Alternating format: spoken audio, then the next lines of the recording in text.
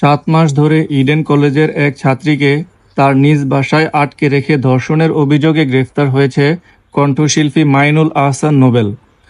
তার বিরুদ্ধে ধর্ষণ, নারী নির্যাতন ও পর্নোগ্রাফি আইনে মামলায় গ্রেফতার করেছে রাজধানীর ডেমরা থানা পুলিশ। সোমবার রাতে ডেমরা শারুলিয়া নিজ বাসা থেকে তাকে গ্রেফতার করা হয়। সম্প্রতি সামাজিক যোগাযোগ মাধ্যমে ছড়িয়ে পড়ে একটি ভিডিও। সেখানে দেখা যায় এক নারীকে সিঁড়ি দিয়ে টেনে নামাচ্ছে নোবেল। পুলিশ জানায় ওই ভুক্তভোগী নারী সেই ছাত্রী।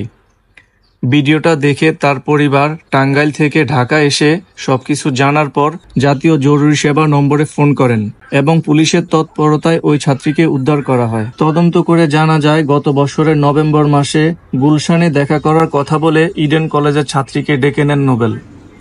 তারপর বিয়ের প্রলোভন দেখিয়ে তার বাসায় নিয়ে আটকে রেখে লাগাতার ধর্ষণ করেন এবং ধর্ষণের সেই ভিডিও মোবাইলে ধারণ করে মেয়েটিকে ব্ল্যাকমেইল করে আসছেন নোবেল। গায়ক নোবেলের বিরুদ্ধে এটি প্রথম অভিযোগ নয়। ব্যক্তিগত জীবন ও নানা বিতর্কিত আচরণের কারণে অতীতেও আলোচনায় ছিলেন নোবেল। কুড়িগ্রামে কলেজে 50 বছর পূর্তি অনুষ্ঠানে মদ খেয়ে পারফরমেন্স করতে এসে উচ্ছৃঙ্খল আচরণ করে দর্শকদের ক্ষুব্ধ করেন। একসময় দর্শকরা তার দিকে জুতা এবং পানির বোতল ছুঁড়ে মারেন। সেই দৃশ্য সামাজিক যোগাযোগ মাধ্যমে ব্যাপক ভাইরাল হয়। সো এভরিওয়ান, গায়ক নোবেলের বিরুদ্ধে আপনাদের কার কি মতামত আছে অবশ্যই কমেন্ট বক্সে জানাবেন এবং অবশ্যই আমাদের ভিডিওটি শেয়ার করতে ভুলবেন না।